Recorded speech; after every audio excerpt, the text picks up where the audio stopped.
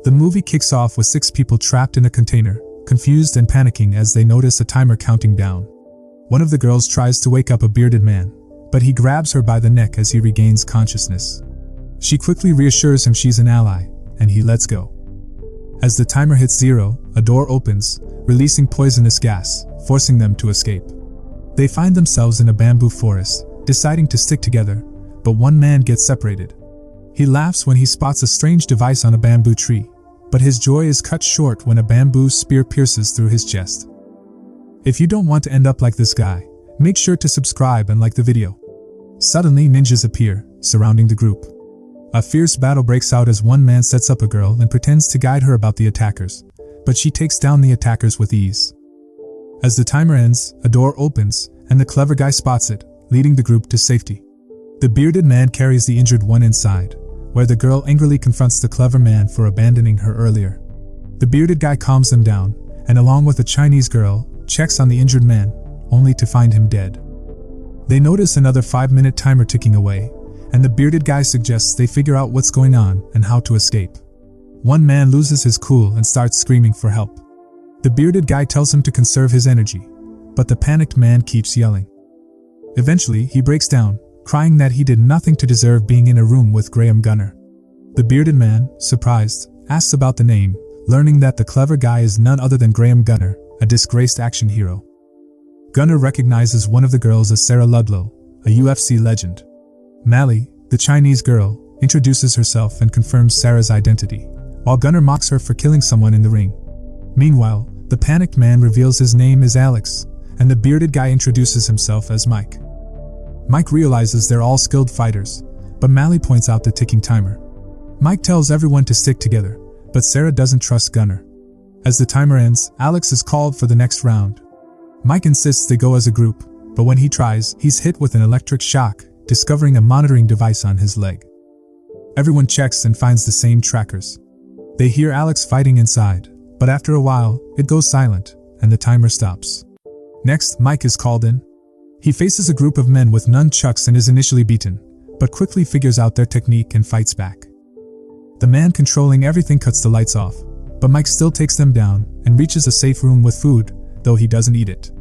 Mally fights next, and when she reaches the safe room, Mike warns her not to eat, fearing poison.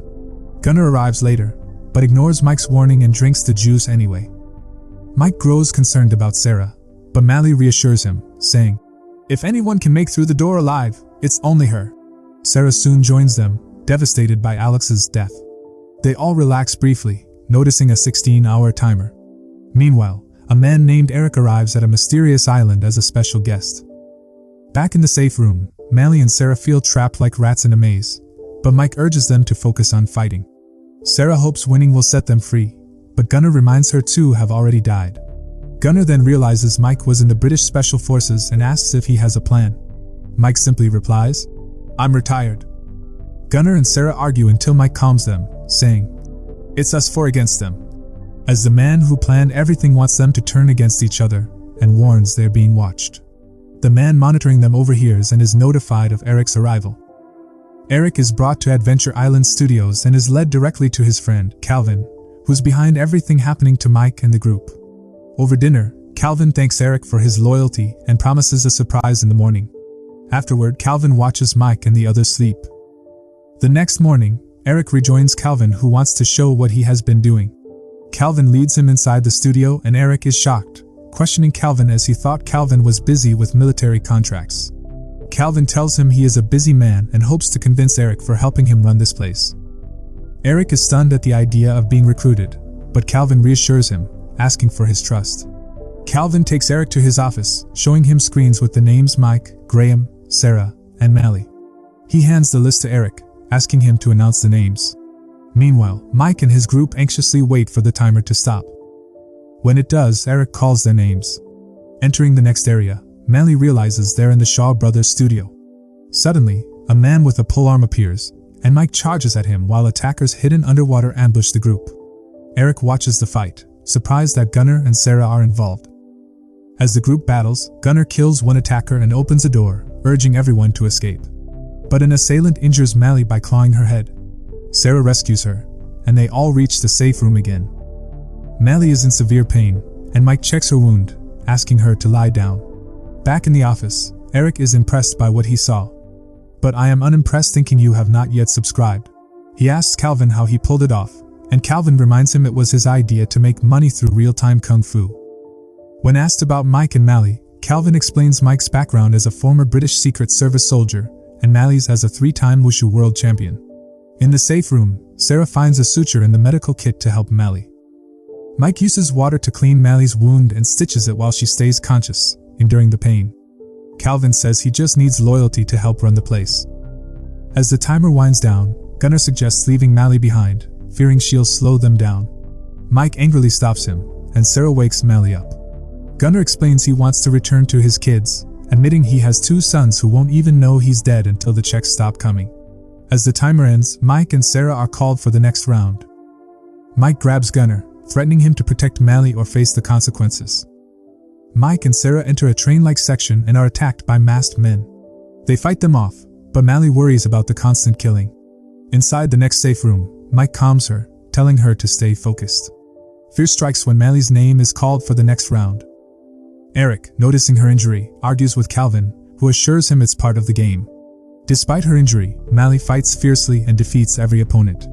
As the door opens, they rush out, but Gunnar trips Mally, leading to her brutal death.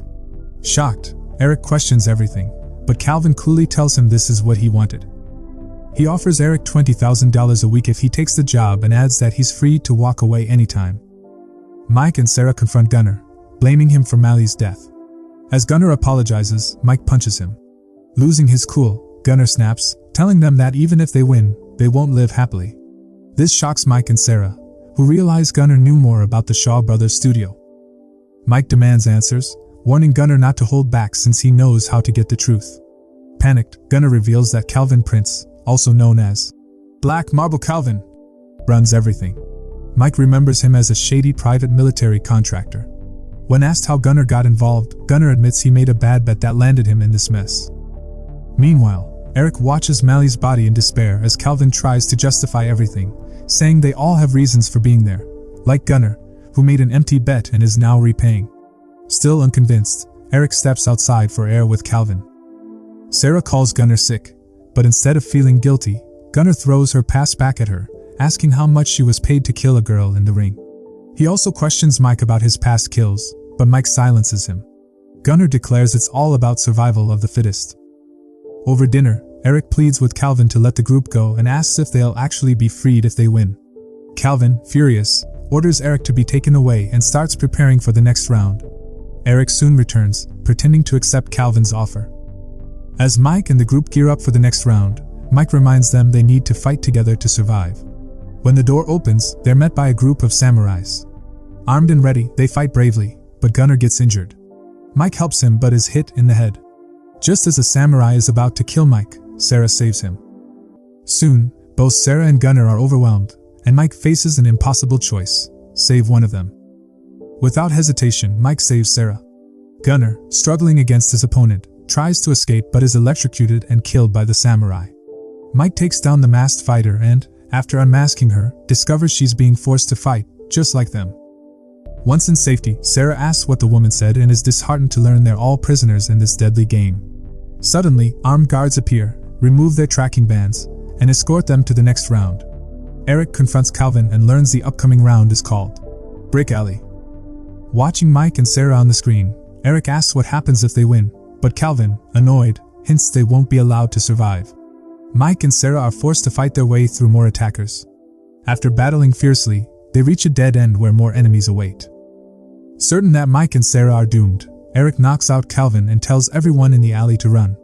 Mike and Sarah fight desperately and manage to escape, hiding behind a pole to avoid detection.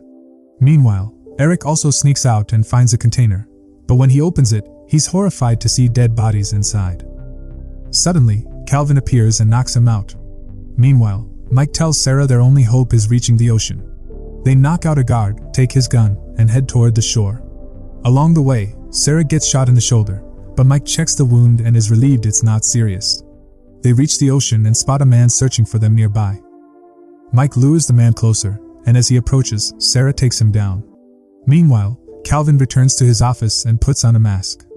Later, While Mike and Sarah catch their breath, Mike asks for her autograph, mentioning that his daughter is a fan. Sarah smiles and says his daughter is lucky to have him. Suddenly, Calvin shows up, teasing them about their reward but reveals they're meant to die. Sarah starts to respond, but Mike stops her. Mike heads back to his room, preparing for the next game. In the container, the new contestants are shown, and the camera zooms in on Eric, who panics, finding himself tied up as one of the contestants. As he cries in fear, the movie ends.